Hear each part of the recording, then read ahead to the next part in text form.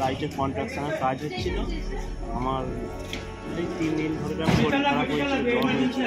আমি রাত্রিরে ওই জিনিসটা দেখতে যাই যে কন্ট্রাকশনটা হচ্ছে, অনেক হয়ে গেছিলো 7:30টার সময় করে।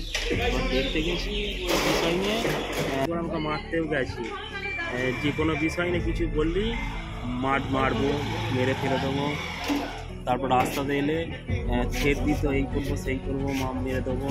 এবার কালকে ওই বিষয় নিয়ে আমি বলছি, এখন বলিস আমি তোদের কী সব অন্যায় করি। এবার সবসময় যে কোনো বিষয় নিয়ে আমার প্রদান করি। আমি মাছু মালিক, ওসির মালিক আর মালিক করি।